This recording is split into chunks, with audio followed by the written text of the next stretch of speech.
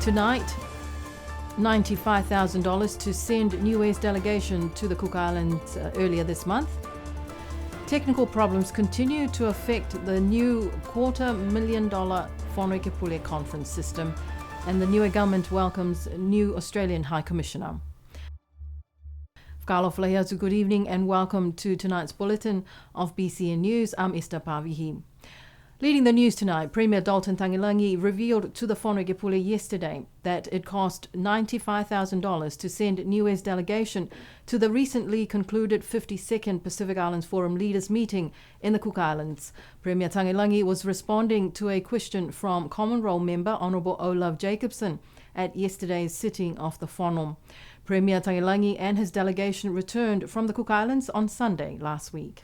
Questions were raised 2 weeks ago after it was revealed that the government was sending its largest ever delegation to a Pacific Leaders meeting. Premier Dalton Tagilangi revealed the People's Republic of China funded $80,000 of the total cost of $95,000 to send Niue's delegation of 15 to the Pacific Leaders Forum in the Cook Islands.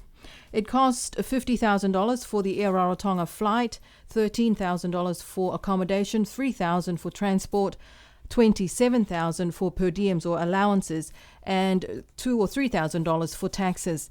The delegation of 15 included Premier's wife, Mrs. Tania Tagilangi, and their 16-year-old son, TK, the Minister Esa Mona Ainu, members assisting Minister Riki Makani, and Assemblyman from Avasele, Peter Puimamau Vakanofisi. Also in the delegation was the Secretary of Government, Pelini Talangi, Deputy Secretary of Government, Gayleen Tasmania, the President of the Niue Chamber of Commerce, Sufeti Fatiaki Adriana, Sergeant Juliana Tongahai, several officials and security detail. During the oral question time at the Whanokepule yesterday, Premier Tagilangi explained that in previous years the Niue delegation was small, or around 2 or 3 people, but he felt it was necessary to send a larger delegation this time because of the higher number of bilateral meetings planned during the Cook Islands meeting.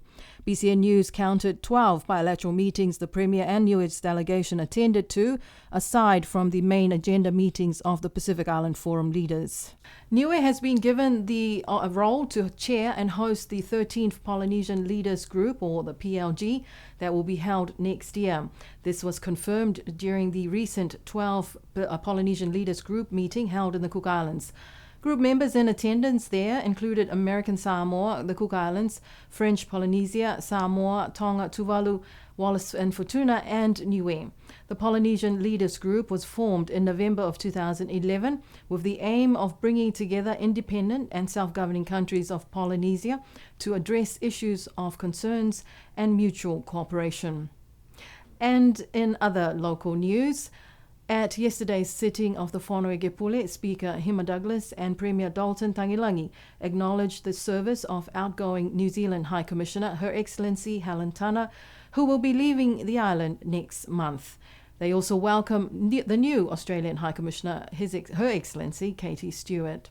The last scheduled sitting for the Whanokepule this year is the adjournment debate, which will be held on the 20th of December. Here's more. At the conclusion of yesterday's sitting of the Whanokepule, 3 of the 6 motions presented were supported by the members of the Whanau.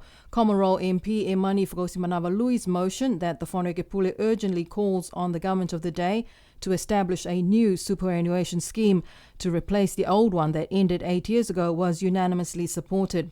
Premier Tagilangi, in response, thanked the member for the motion as they were finalising the new scheme. Initially planned to be launched at the beginning of this year, but the government, he said, is committed to making sure the scheme works for Niue. Meanwhile, 2 of Honourable Olaf Jacobson's 5 motions were supported by the Whanau. The motion for the Whanokepule to call on Premier and Cabinet for all drawdowns of the Niue Trust Fund to be submitted to the Niue Assembly for discussion before any disbursement is made was supported. Premier Tagilangi explained that it has always been the practice of the government to report to the Whanokepule on the Niue Trust Fund, but he also was adamant that he has no intention of drawing from the trust fund. He explained that his government intends to leave the trust to mature with the aim of reaching $100 million. At the moment, the balance of the Niue Trust Fund stands at $68 million. The Whanokepule also supported Jacobson's motion for the Whānau to call on the Minister of the Environment to actively seek out funding to build a sewage plant for proper and safe disposal of raw waste from domestic and commercial facilities.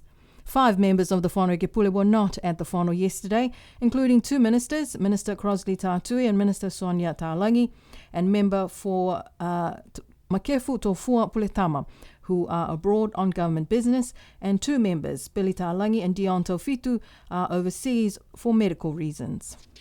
Australia's new High Commissioner to Niue, Her Excellency Katie Stewart, presented her credentials to Premier Dalton Tangilangi and the Ministers of Cabinet on Tuesday this week. High Commissioner Stewart is the 3rd head of mission to Niue since Australia established an office here in August of 2020. Here is more on this story with our new reporter, Mere Satakala. Australia's new High Commissioner to Niue, Her Excellency Katie Stewart, presented her credentials to Premier Dalton Tangilangi and Ministers of Cabinet on Tuesday this week. High Commissioner Stewart is the 3rd head of mission to Niue since Australia established an office here in August 2020. We warmly welcome High Commissioner Stewart to Niue and look forward to deepening the bonds of friendship and collaboration between Niue and Australia. This was the sentiments shared by Niue Premier Honourable Dalton Tangilangi while receiving the credentials of new Australia High Commissioner to Niue, Her Excellency Katie Stewart, on Tuesday this week. Ms. Stewart becomes the 3rd resident Australian High Commissioner on the island. She brings with her a wealth of experience, having worked as a public servant and most recently as Assistant Director, Green Economy Implementation Section at the Department of Foreign Affairs and Trade. She has also served abroad in Timor-Leste. The Australian government is confident that High Commissioner Stewart will play a pivotal role in fostering increased cooperation and understanding between Australia and Niue during her tenure. Premier Tangilangi also added that both countries will work together to address challenges, seize opportunities, and foster a resilient partnership for the benefit of the Niuean people and the wider Pacific community. And it's great to have Mary join us here at BCN. The conference system for the new Whānau Gepule chambers at the Whale Whānau 2, which cost $250,000, hasn't been working well since it was first set up last year. At yesterday's sitting of the whānau, the Speaker, Honourable Hima Douglas, apologised to the members that one of his staff would be walking around the chambers during the whānau with a handheld microphone because the conference system wasn't working properly. Here's more. The conference system for the new Whānau Ekepule chambers at Whale Whānau 2, which cost $250,000, hasn't been working well since it was first set up last year. At yesterday's sitting of the Whānau Ekepule, the Speaker, Honourable Hima Douglas, apologised to the members that one of his staff would be walking around the chambers during the whānau with a handheld microphone because the conference system wasn't working properly. In response to BCN News, the Executive Advisor to the Office of the Speaker, Christine Ioane, said the part of the system that controls the microphones appears to be vulnerable to a fluctuation of power issues experienced on the island at the moment. The technicians from Telecom Niue are working with the equipment suppliers to remedy the problem as quickly as possible. 2 years ago, the government revealed that the company Codem New Zealand, which has since had a name change to Vega, was the successful tender for $250,000 to provide the system. This tender process was criticized by some members of the then government tender board for the lack of consultation with the board. BCN News has reached out to Codem New Zealand, now called Vega, for comment on this conference system that cost $250,000 but has since been plagued with system failure since it was set up.